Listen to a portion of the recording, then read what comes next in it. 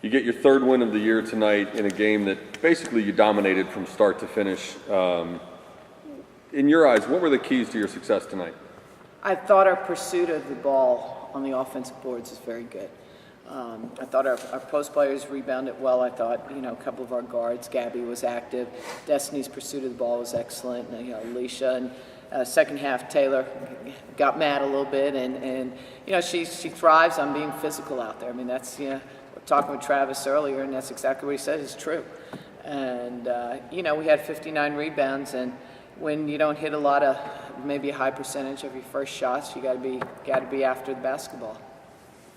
On the defensive end, Florida A&M hit only one of its first 13 shots, I think it was, shot under 27% in each half. Was it just a bad night at the office for them, or was it something specific that your defense was able to do to lock them down? No, I mean, I wasn't happy some of the looks they got a couple of times against our zone. At times I didn't think we defended penetration, and they missed a couple chippies inside. I thought we actually, for the most part, rebounded pretty good. They missed some chippies, but I thought we rotated pretty good out of our zone when we defended penetration. Well, there were times in the first half where we gave them the advantage a little bit, and that's something I'm real big on right now with our kids and trying to emphasize is spacing with players and keeping them in front of you, not giving them the advantage, don't ride them. Just little things that your young kids have to understand about thinking of play ahead, getting position, and helping when we do get beat, rotating, all that. And that's, when you have that many young kids playing on the floor at once, you're going to have some, you're going to have some issues there. Alicia Froling had her first double-double with 14 points, 10 rebounds. She also hit 6 of her 8 shots. Was her shooting efficiency the best part of her performance tonight? Well, what I liked is she hit a couple of outside shots, which was good. She hit a couple of baseline shots, and she can hit the outside shot. She's actually a pretty good shooter. She works on that a lot, and she hit those shots because she spends a lot of time working on it. So I think when your post players can stretch the defense, I think that makes a huge difference. And Destiny gets a lot of shots, if you notice, around the high post, around the free throw line. We've worked a lot on that, and she's finally starting to be more consistent in knocking them down. And when you get those shots, you can knock them down. It just makes the defense have to defend your bigs out there. Alicia mentioned that she's feeling more comfortable after coming back from wrist surgery 3 months ago. In just 5 games playing for you, have you seen a difference in her as she's started to shoot better?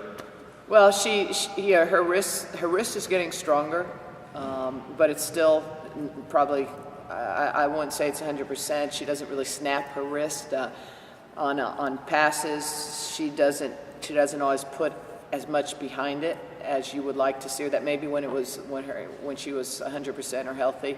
So it's still going to take some time, but she also has to know her boundaries. And the fact that maybe she can't snap her wrist or follow through like she could when it is 100%, she's got to be smart on some of the decisions she makes. As long as she can snap and follow through on the 15-foot jump shot. You mentioned Destiny Hives-McCray. She got her third double-double of the year, 12th of her career. Is this the kind of performance you're now expecting on a night-in, night-out basis from her? Well, I do. She's really capable of being a major impact for us.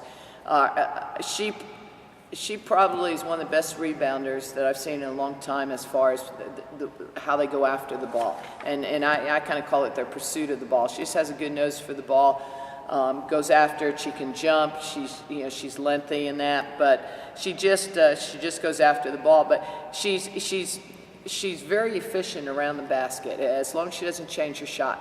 A couple times she changed her shot a little bit instead of shooting it, but when she gets the ball in the paint, I feel very confident that good things are going to happen. You come back tomorrow night against USC, which beat up on Sam Houston State earlier today. How much did you get to see of them, and what are the biggest challenges they're going to present for you tomorrow? Well, I'm getting ready to go home and watch the USC. I didn't watch that game. And Danny's doing the scouting report. So, I watched a little bit of it, but I didn't sit down and scout them because you want to win your game before you worry about the next game. So that's what I'm going to do tonight. I do know that they got a couple kids that can shoot it. I believe they hit 9 threes. They're strong, they're physical, and we have to bring our best game tomorrow.